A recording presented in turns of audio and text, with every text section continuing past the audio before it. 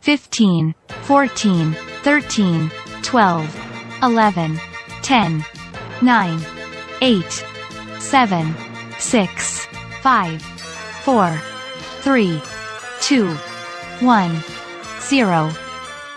Welcome to Pilot Season, Cartoon Edition, the podcast where we go back to the very beginning and review the very first episodes of the cartoon shows that helped shape generations.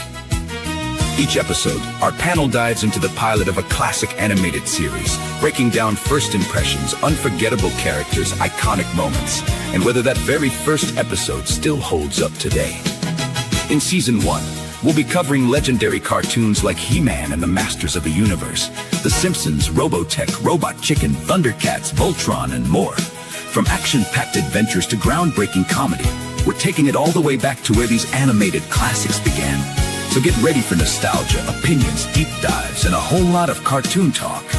And now, here are your hosts, Kinte, Renee, and Jen.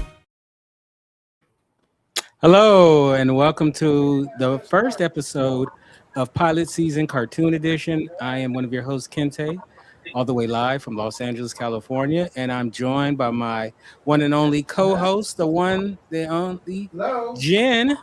Hey everybody, how's it going? I always feel like you shouldn't say all the way live because that makes me feel like maybe I'm all the way sort of partly not alive, but I'm here in some form or fashion anyway. All right. And joining us on our panel, and hopefully they'll become regulars on our panel, we have, we'll start off with Alan. How you doing, Alan? Tell us a little bit about yourself, brother. I'm doing good. I am the sole creator, the artist and writer of 3 different series, a travel parody called Damn Tourist, a sci-fi book called Cosmic Force, and a comic strip series called The Figure of Speech Mongoose, which I promote and sell at various conventions across California and the U.S. Nice. All right. Welcome. Comic books, that's what's up. And this gentleman, I know him very well. I changed his diapers. Oh, that's embarrassing. It's the one and only John. But believe me, a lot of people change mine, so it's all good. That's how you doing, man? Hey, how you guys doing? Yeah, my name is John. AKA Eyesight is one of my names. I'm CEO of Eyesight Productions LLC. It's a multimedia production company. We do everything from video production, photography, VFX, game design, website design, editing, you name it. And then I pretty much do graphic design, film, photography full time, and also IT. Wow, that's a one-stop shop. Yeah. Man, between y'all two, we can get a lot done. Huh? Let's do it. Let's do it. That's a full resume. All right. There's a lot more, but I'm gonna keep it low key. That's only about 10-15%. Low key or low key? Both. All right. So before we get started, I'll give somebody $1 if they can tell me what was the music I used as the background music for the intro. Ooh. It's a cartoon theme song. Sound like Transformers. That's right. That Wow. is it. Yeah. That is it. And that really you can make that into a really nice hip hop beat, by the way. Oh yeah. But yeah, that was from Transformers theme song, which is so dope. That's a dope theme song. So it's more than meets the eye and more than meets the ear, both? Yes. All right, so for our pilot episode, I wanted to start off with He-Man for a couple of reasons. It's one of those shows that I definitely watched when I was a kid. I had the toys. I had the Grayskull Castle. I had a Battle Cat. I had Adam, a.k.a. He-Man. I had a Skeletor.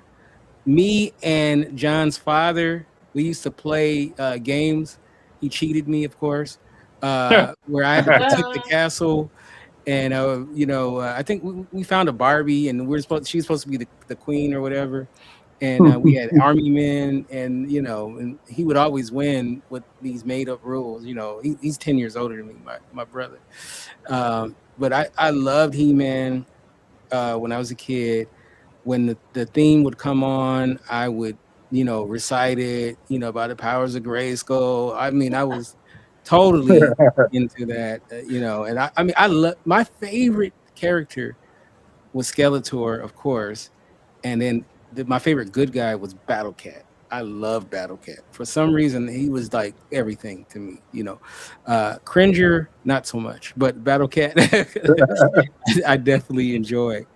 So it was definitely something from my childhood that I really enjoyed. There was a movie back in was it the 90s? Yeah, it was like the 90s, I want to say. Huh? It was late 80s because I saw it. Oh yeah, I saw it in the Like theater 87. with Dolph Lundgren as He-Man, and I haven't seen it in so long, so I don't know if it holds up. I liked it when I was a kid.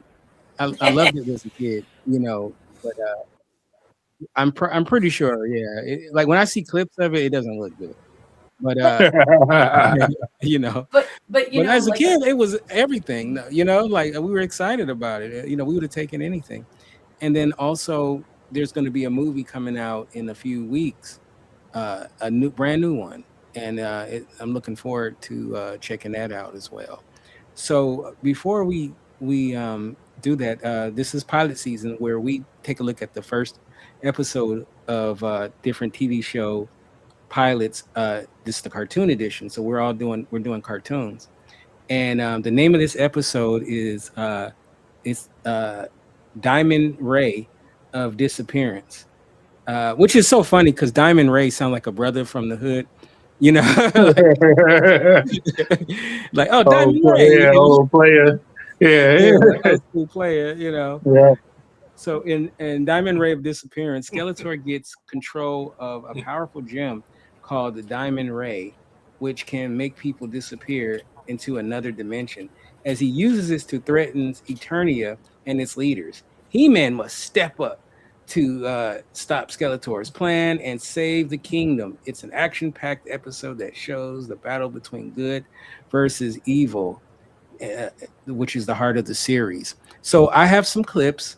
Let's start off with the intro clip, and we'll play it.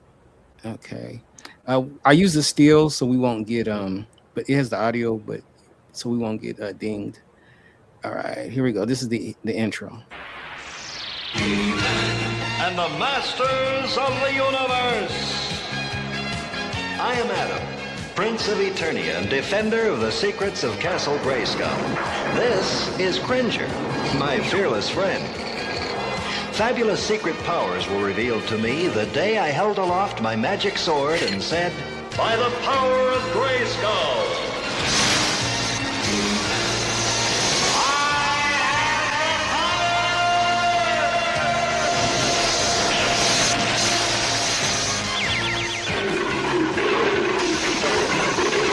Cringer became the mighty Battle Cat, and I became He-Man, the most powerful man in the universe. Only 3 others share this secret.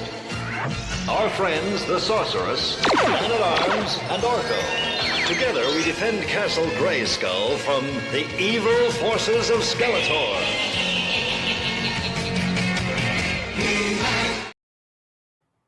All right. So let's start off with you, Jen. What stood out to you right away about this episode, this pilot episode? Okay, so the first thing that stands out to me as the pilot episode is that it's not the episode that is the Secrets of Castle Grayskull.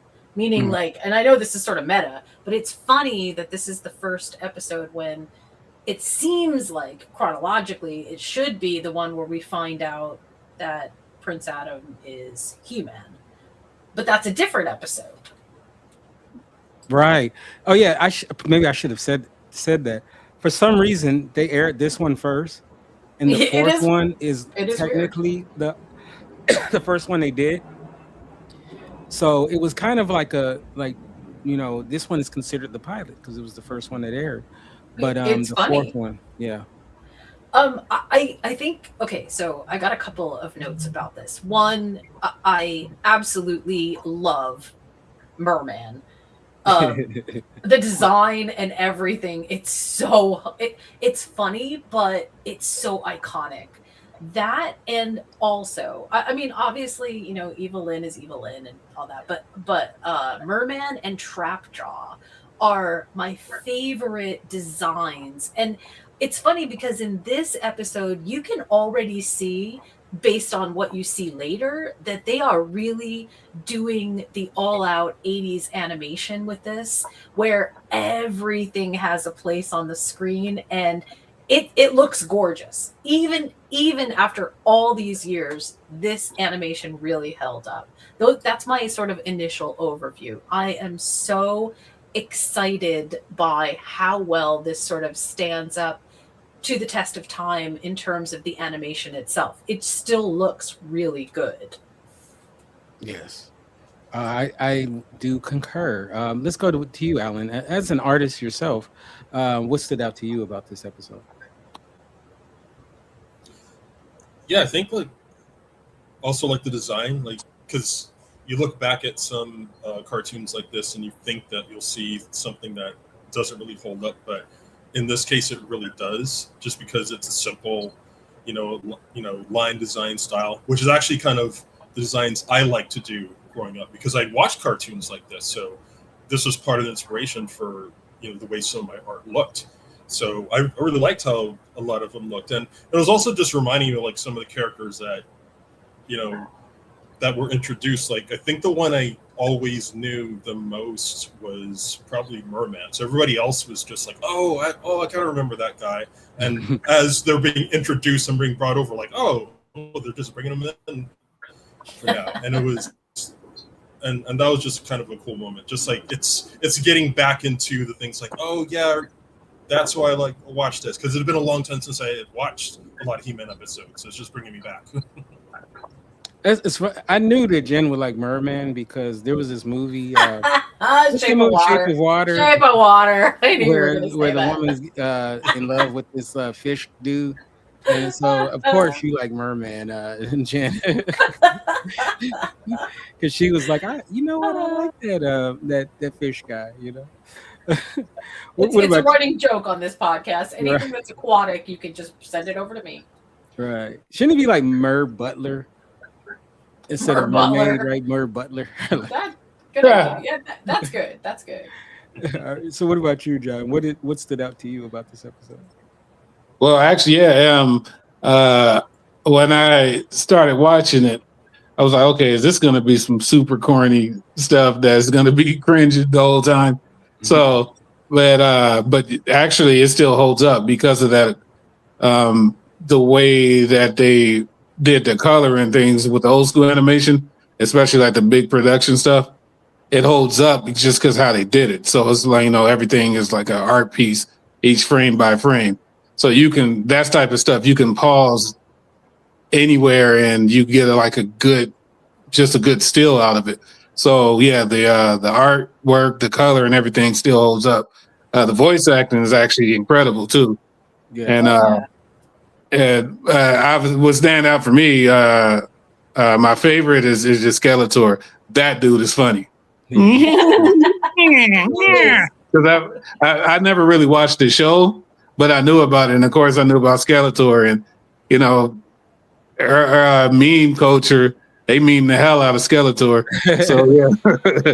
So yeah, that is actually it was pretty good, and and what a perfect segue. Thank you, John, because I'm gonna play a clip that kind of sets up the episode, and it features Skeletor. So here we go. You don't recognize it, do you, Beast Man? In this box lies the lost Diamond Ray of Disappearance. The Diamond Ray? But that makes those who see it. I know what it does, Furface. Furface? Hilarious. Let me tell you, for a skeleton, Skeletor is ripped. Yeah. That guy's got some muscles. Yes. You're muted, John. Yeah, he is. He's Oh, pretty. yeah. Yeah. Love Skeletor. All right, so let's talk about the Diamond Ray of Disappearance. Then we'll start off with you, John. What do you think about that as the kind of the thing that sets the story off? I thought it was pretty funny. Yeah, it's super funny because it's like talk about a good MacGuffin, right? But it's not a MacGuffin. But yeah, it's just it's cool because you're watching a lot of Justice League and things like that, and bunch of Marvel stuff. There's always some. That's like what now? That's like an Infinity Stone type thing, right? So it's one of those that it's way too overpowered for what it is, and you don't want to be caught in that, because then that's what I'm thinking of where it sends them, right? It sends you to another dimension, and if that's like DC's like mirror zone or Marvel's negative zone, that's just somewhere you don't want to be, right? It's like a void of just darkness and emptiness, just hell, and it's actually. It's probably one of the worst things that you can do to a living being is send them to like a weird void dimension. Yes, R.I.P. that little red lizard. R.I.P. Yeah, I know. Yeah, he didn't do nothing to nobody. He didn't deserve that, And he didn't even come back in the end when it was defeated. No, he's living his best life someplace else. That's I know. sure. He might have said F y'all. The funny part, though, I should have clipped this, is when he asked his goons, does anybody want to volunteer? And they was like, nope. No, you got Lions toys. Rain. Yeah, that was funny. This is one of my favorite parts of He-Man altogether. It's the snarkiness. So he's testing them. That is just so. It's like there's so much in He-Man that is dripping with sarcasm, and like little kids probably wouldn't get it, but every grown-up that had to watch He-Man totally gets it. And I absolutely love that because there's something for everybody, but it just makes it watching as an adult that much more funny. Now, let's start with you, Alan, with this question. So in this episode, we're introduced to quite a bit of characters, good and bad. Let's start off with the good guys. What is your take on some of the good guy characters, especially? We'll start off with, of course, our main character, Adams, aka He-Man, and Cringer and Battle Cat. What did you think about their characters as well as Man at Arms? What did you think about that? Well, on top of the team dynamic you get with Man at Arms and the other heroic characters, and I found this, and this is going through my even like watching it as a kid, because I was also a big Superman fan. There was a lot of parallels between the two, between He-Man, Battle Cat, and all that. So there's definitely that dual identity going on. So that actually got me into it a little bit quicker. So. That was really good. I will say, of some of like the heroic characters, I did, and this is as a kid, I did actually get really wrapped up into a lot of the comic relief characters. Some that people don't really like as much. So I was a big Orko fan. So actually, when the movie came out and he wasn't in, I was upset. But Same. I mean, everyone like Man at Arms, like his weapons are kind of cool. But yeah, I think I just like where Orko looked. Like it was just a cool design. It was like, are we going to find out like what his face looks like? And we never did. Yeah, I think in the new movie, Idris Elba is playing Man at Arms in the movie. I think I believe he is playing him. So they blackened Man at Arms up, which is kind of funny. On Man at Arms, real quick, he was pretty funny. I like the part where he couldn't get it to his bow or whatever that thing is. He couldn't get it to assemble properly. Oh my God, if I can just get it on, like that was funny because he's just too funny because then he got the jaw too, right? Wait a minute, no, I'm thinking of the jaw guy. My bad. Yeah, I got or what is his Lockjaw. name? yeah, there it is. I got the characters messed up. Yeah. No, he's a Yeah. good character too. Yeah. What about you, Jen? What do you? What's your take on some of these characters? Okay. So first of all, I gotta say, from a good guy standpoint, that when they're in that super long battle, that was great. I love that. I mean, I really love that. But I think maybe my favorite, like, just tongue in cheek character is got to be Ram Man. Ram Man. Because What a because name too. because the bouncing is just like, that's your secret power, is your bouncing. Like, I don't know. But also, the character design of Stratos was amazing. I love that. Mhm. That was great. And whoever came up with all these concepts, they were really well thought out. I mean, other than Ram Man, which I think was maybe kind of a side thing. But I mean, honestly, they just all look really, really good. Also, in this episode in particular, I feel like they did a really good job with Tila, because Tila, yes. she I there's kind of had a something crush on Tila when I was a kid. can't imagine why. She definitely there's something about that presence in this episode which is really, really good. In some other episodes, Tila is so downplayed, but I really liked where she kind of was in the middle of all of these good guys. I mean, of course, Man at Arms was amazing, but there's one of the things about He-Man altogether, and you can really see it in this first episode, is there is a bevy of good guys and bad guys, and it feels like, they can reach into their quote unquote toy box and pull anyone out, and we still can have a really excellent episode because there are just so many balances. There's so many different foils on both sides to both the good guys and the bad guys. Yeah. So good No, job. I definitely agree. Now, Jen, let me ask you a question. Cringer. You like him as a character? He's so cute. Obviously I'm more of a Battle Cat when he turns into Battle Cat, but do you like him? He's all meek and he don't want no smoke, but then when he's zapped, then he's all of a sudden he's ready for war. So make a case for Cringer, Jen. Okay, so the first thing that I think as an adult is this is the first case of a cat having DID that I've ever seen. That's one.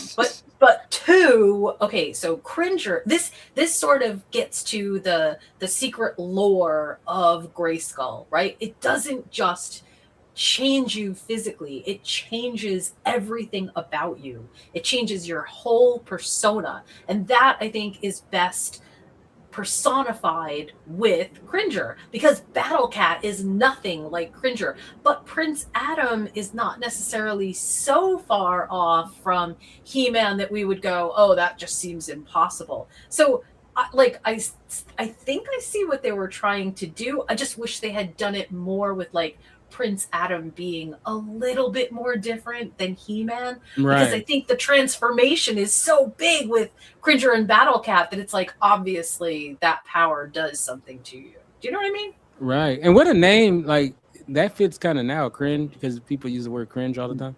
So yeah, that's the first thing I thought of when I heard his name, and you see how he looks. I was like, yeah, Cringer, that's perfect. That definitely holds up to today. but he is really cute, and let's face it, he's got a whole racket going because he is so shy and meek. He's got every single person all around him always wanting to protect him and kind of welcome him with open arms. So he's super smart. All right, so let's talk about the bad guys. Of course, we kind of talked about Skeletor, but then we have I'm gonna read some of the characters. We have Skeletor, of course, Beastman, Evil Lyn, Merman, Trapjaw, Triclops, Panther. We have Cobra Khan. Huh? What? There's a character called that in this? I don't think it was in this episode. Yeah. Oh, that's interesting. But Beastman, I felt like he was probably the second lead of the bad guys, which, I love that fur face put down. That always cracked me up when I was a kid. So what did you think about Beastman and Skeletor? Are you asking me? John. We'll start off with John. Oh yeah. So you can tell like Beast Man is like the number 2 character, right? Right. So it's funny too, like how Skeletor is just like that tyrant, kind of disrespectful boss. So he doesn't care. He's just gonna downplay all I had, do what I say when I say it, and that's it. I don't care about y'all.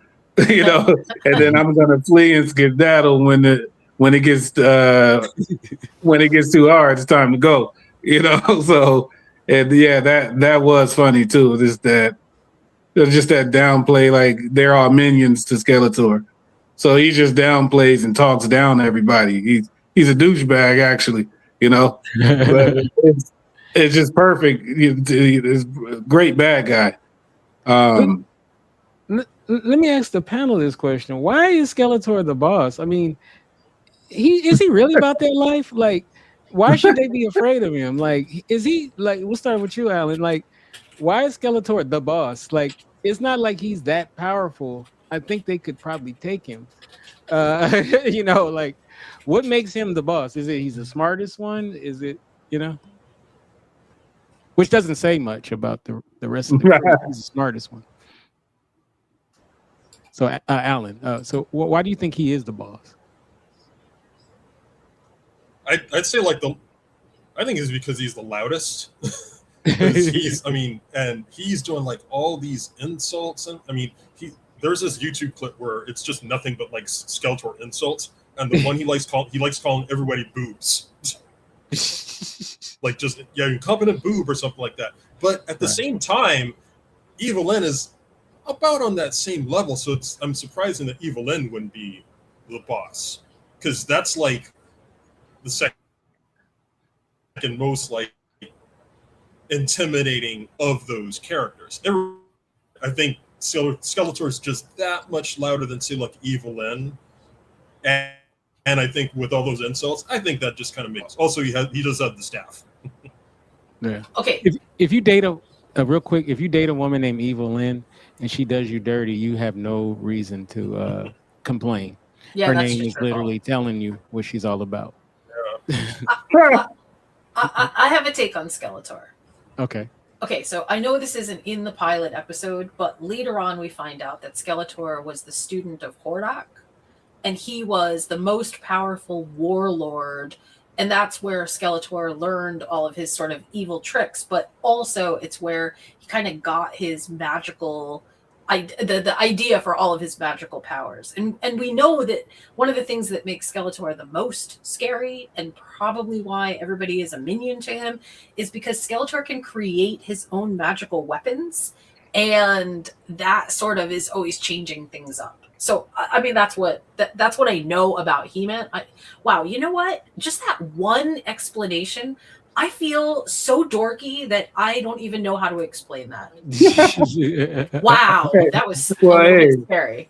We're all nerds here, right? We're all super nerds here. So we got to be. But you know what? I was thinking the same thing you just said, because when I was watching the episode, like how Skeletor is able to summon them all back, right? Just teleport them all to where they are. So I was like, oh yeah, this guy has these crazy magic powers, right? Yeah. You know, a bunch of plot magic or whatever. So he, and I guess that's probably why, like, he can actually if he could just teleport people like that, he should be able to teleport somebody into the sun or something, right? And that's it. Right. I mean, look what he did to the lizard. You know, I know. You know, rest in peace. Rest in peace to the lizard. I know that lizard, yeah. That lizard got done dirty for no reason. I know. He wasn't doing nothing to nobody. He was a giant lizard, though. That was pretty big. He was pretty big.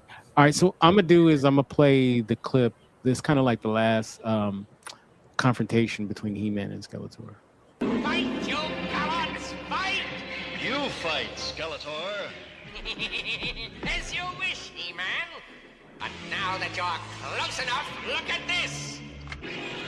No thanks, but have a look for yourself. No, keep it away!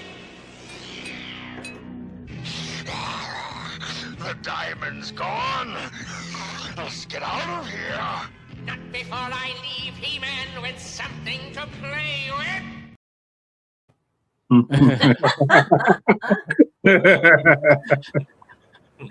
Oh my god, that's hilarious. That was too funny.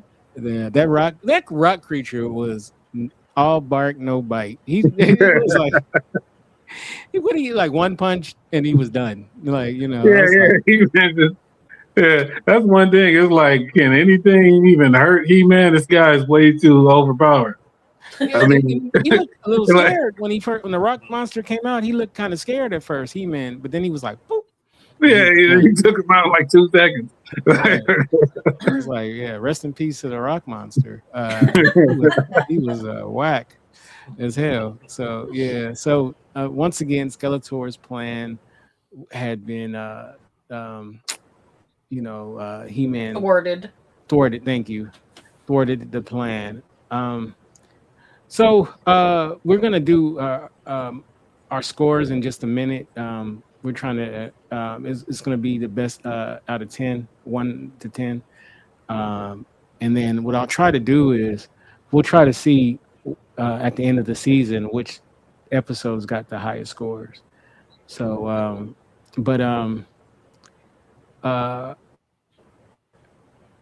let's go to you, Jen. What do you think about He-Man's legacy? From the show that came out in the 80s, the toys, and all of that kind of stuff, to where it sits at now. Do you see it as one of the premier 80s cartoons?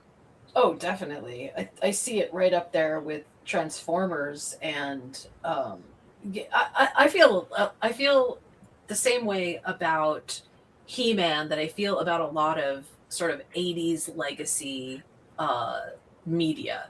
It paved the way for what we know today to be some of the really creative fantasy epics. But without He-Man episodes are tropes all by themselves. So they lend themselves to all kinds of other writers coming along and borrowing a page from He-Man.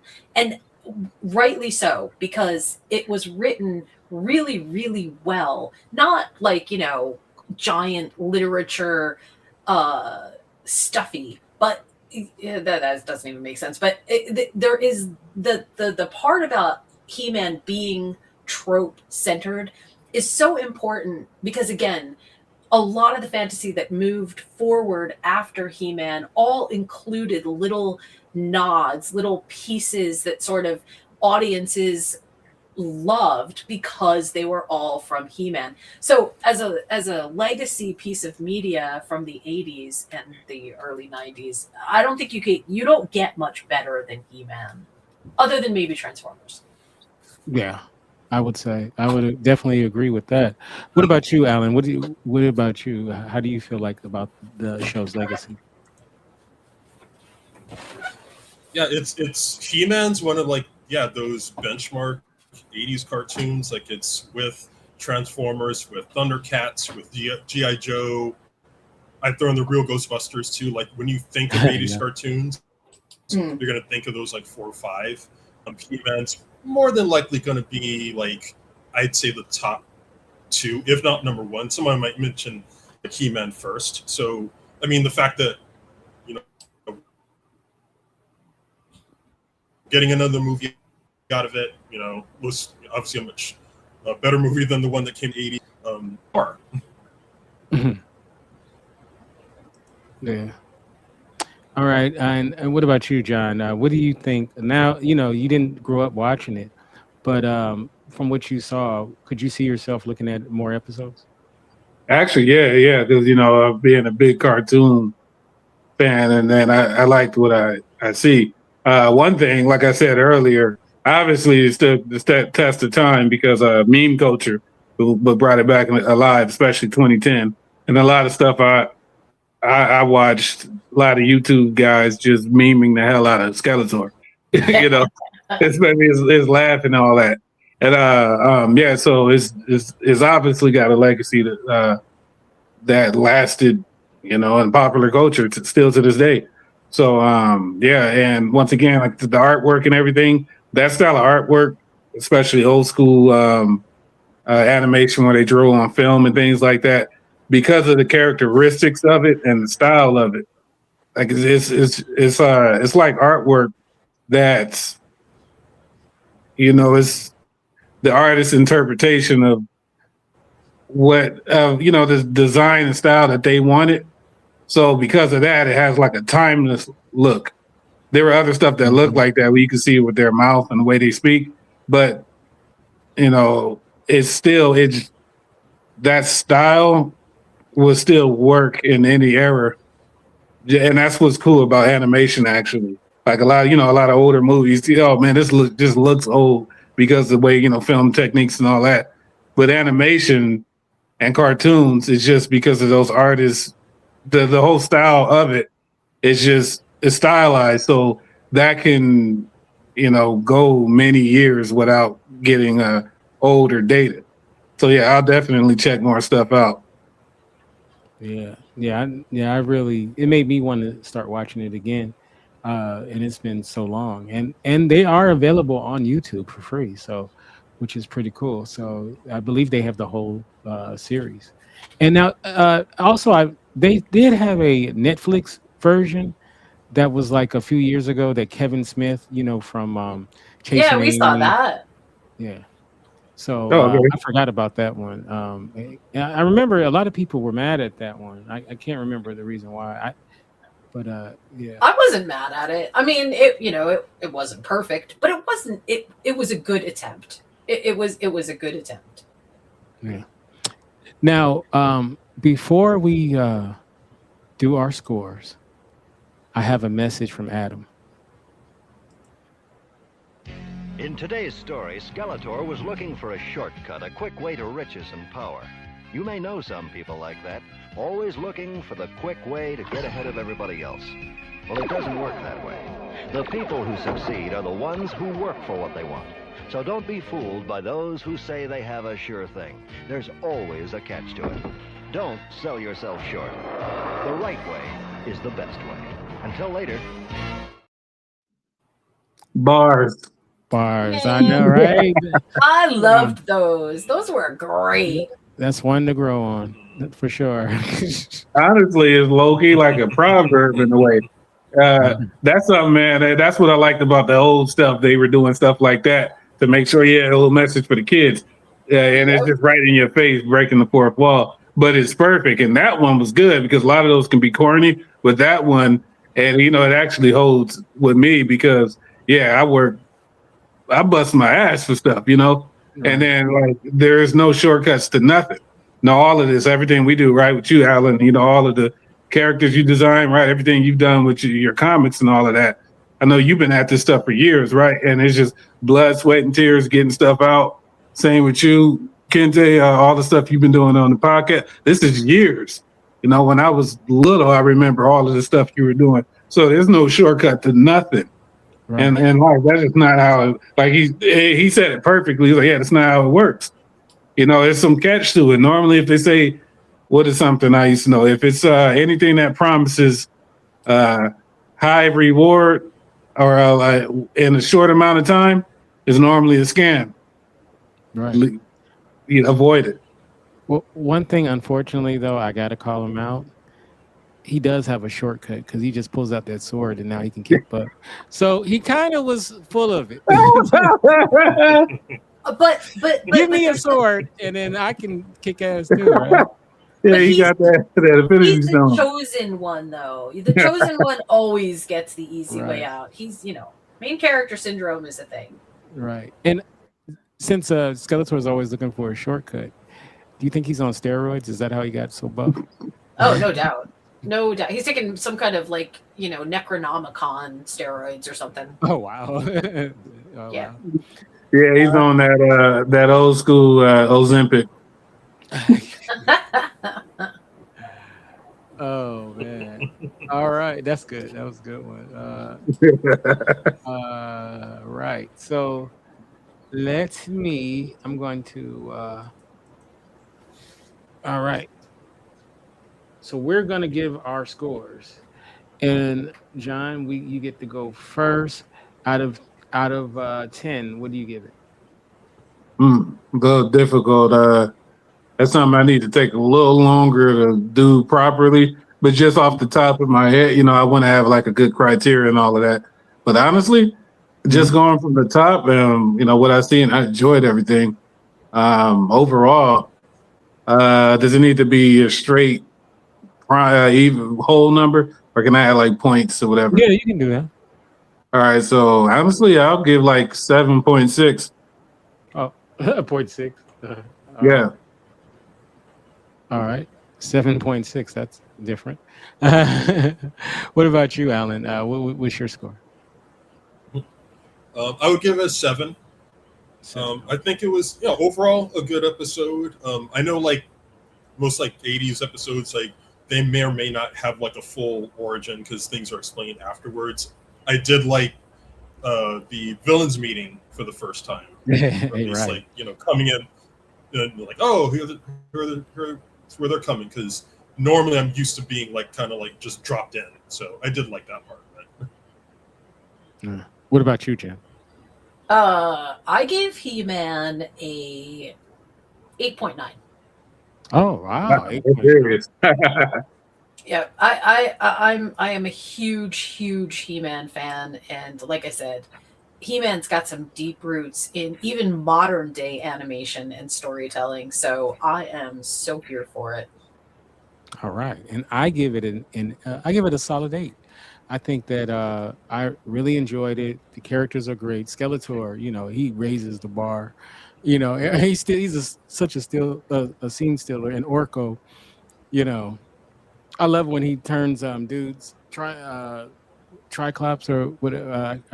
I know I'm saying. Oh, he turned his head. Yeah, that is hilarious. That was good. That was pretty good. So So, all right. So once again, John gives it 7.6. Alan gives it a 7. Jen 8.9, and I give it an 8. So what we'll do is we will each episode for our panelists, we'll tally up the scores, and we'll see what show gets the highest, and they'll be the winner of the season. So, Nice. Yeah. All right. So just so people know, next week we'll be back for an all-new episode, and we'll be covering the TV show Robotech. Robotech was a show that John's father, my brother, got me onto when I was a kid, and I adored this show. It's technically an anime. It's a Japanese anime, but it's the Americanized version of it, and it's definitely different than most cartoons that came on, because you had characters die. You had love triangles and all kind of stuff that really you didn't see. And I remember like the first time a character died on the show, and because you're used to G.I. Joe, when when they get shot they parachute out, right? Where in that show, like I mean, it wasn't like it wasn't bloody like every week somebody's getting murdered, but it was definitely different. And so that one will be next week, Robotech. And so let's start off once again with you, Alan. What do you have coming up that we can check out? So I have 2 events coming up next month. I have Free Comic Book Day at Santa Monica Comics Company. That's from 11 to 4 p.m. And I'll be signing purchase copies of my Damn Tourist series. I'll be doing free sketches and have a live version of my Mongoose Mondays illustration game that I do on social media. I also have an appearance at Anacon. That's at Anaheim Central Library, a little comic convention at their local library. That's Saturday, May 16th from 10 a.m. to 4 p.m. And I'll also be selling Damn Tourists there as well, which I also have my new 7th issue of Damn Tourists, where they go to the Sturgis Biker Rally in South Dakota, as well as a lot of other places, and just wreak unintentional havoc. So that's what I'll be doing for next month. And you know what? I'm gonna try to connect with you. Definitely Anaheim, but also you said Santa Monica, right? Which is even Santa closer Monica. to me. Yeah, Santa Monica Comics Company. It should near Santa Monica and Bundy. That's where the shop is, around that area. Oh, okay, cool. So that's Brentwood or Santa Monica? No, that's Santa Monica. That is Santa Monica. Yeah, Yeah, right. that's Get Santa Monica. into some, yeah. Yeah. Okay. And what about you, John? What do you have coming up? Oh well, really, no, nothing like nothing coming out besides the stuff I do for work. But if you guys want to check something out, you guys can go on Tubi and Amazon Prime and check Amazon Prime Video, and you can check out the docu series, like interview documentary series. Take It to the West Side. It's a 6-part docu series, and it's about musicians, rappers from the West Coast, California area. So my dad is one of the hosts in it, and we put a lot of effort into it. And I say that's the biggest thing I've ever did. So came out a few years, but yeah, as you guys could check it out for free on Tubi. And yeah, there you go. And Nice. I have such a sense of pride. Anything that my nephew does, as he knows, I love him dearly. And and that project was excellent, and you actually was able to direct my brother into doing a great job. So kudos on that as well. I was so proud of my bro too, and both of you guys. So yeah, you guys definitely check that out. Some great interviews with there as well, and hopefully it comes back. Is there any chance of that coming back? Yeah. Since I'm in NorCal right now, I was talking to Rayford Berryman. He's the director and producer of the series. Diamond Ray. Yeah. No, I'm just kidding. Yeah, Diamond Ray. Yeah, Diamond Ray. There it is. They stole his name, man. But yeah. So he's actually out of Vegas right now. So yeah, we're talking about doing some stuff, and then even I was saying there's a lot of. I just only been in the NorCal for about a little over a year, and the culture here is different than LA, so it's actually kind of cool. Like it's similar but different, especially with the music. So there's a whole bunch of people, up here. So I was like, man, I could do season 2 with like NorCal Bay Area rappers, which is something we're thinking about, but nothing right now. But yeah, we got other little stuff in the works. If you ever do the hieroglyphics, I will. I'm gonna crash your set. Oh, you already know. Yeah. And just saying real quick, since Kinte mentioned, well, Uncle Kinte, that's what I call him. It's feel weird to call him by his first name, out of respect. But yeah, a lot of this stuff that I even do with the art and video and all of that, most of it is because of him specifically. A lot of the hip hop, especially the underground stuff, that was because of the exposure I got from Kinte. Especially with video production, just nerd stuff in general. My father too, but a lot of the computer tech stuff, it was Uncle Kinte. So, and I just kept going and, took this stuff really far and just still keep doing stuff. So yeah. And as I said, I'm very, very proud.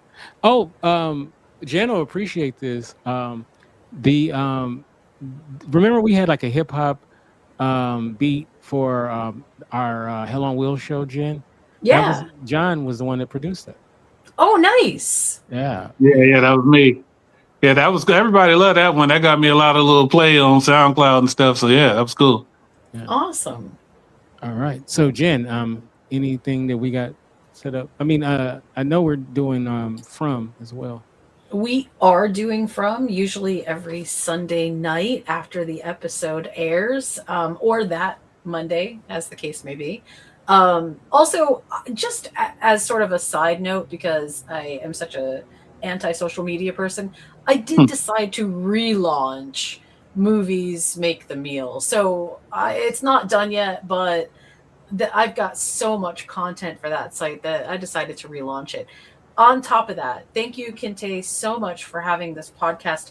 I am going to go reevaluate my life right now and really think about how nerdy I actually am. That's the part of it. We got to be nerds to be on a podcast talking about anime. I mean, and then think about it. And Alan, right? He makes comic books. Like come on, we are all like nerds. I mean, look at all this stuff around me. Like that's my character I made right here. Like, we got to be nerds, right? Like, But actually, Alan, I want to talk to you, get your feedback on them a little later, if you don't mind. But look, be proud to be a nerd. Just don't be like a weird nerd, because like. But it's not wrong with being a nerd, for real. You can do a segment, Jen, where you do a meal attached to whichever cartoon we're doing. Hey, that actually might be really good idea. That would be a really good idea. I will seriously think about that. All right. So we do have an outro to the show, so I'm asking the panelists to stay on. Just hold on until it's over. And we'll catch you next time. Here we go. Thanks for listening to Pilot Season, Cartoon Edition, where we go back to the beginning and revisit the first episodes that launched some of television's most unforgettable cartoons. Be sure to join us for episode 2, when we take on Robotech in its debut episode, Booby Trap, originally aired on March 4, 1985. In this opening chapter, Earth stands on the edge of war as the mysterious alien ship known as the SDF-1 becomes the center of a global crisis. On the day the massive vessel is set to launch, an alien attack forces humanity into battle before they are truly prepared. As chaos erupts, young civilians Rick Hunter and Lin Minmay find themselves caught in the middle of the assault, while the crew aboard the SDF-1 is pushed into a desperate fight for survival. What begins as a ceremonial moment quickly becomes a life or death struggle that sets the stage for an epic sci-fi saga. It's action, danger, giant mecha, and the beginning of one of the most ambitious animated stories of its era. So don't miss episode 2 of Pilot Season, Cartoon Edition. Until next time, keep watching those first episodes, keep celebrating cartoon history, and keep it locked right here on Pilot Season, Cartoon Edition.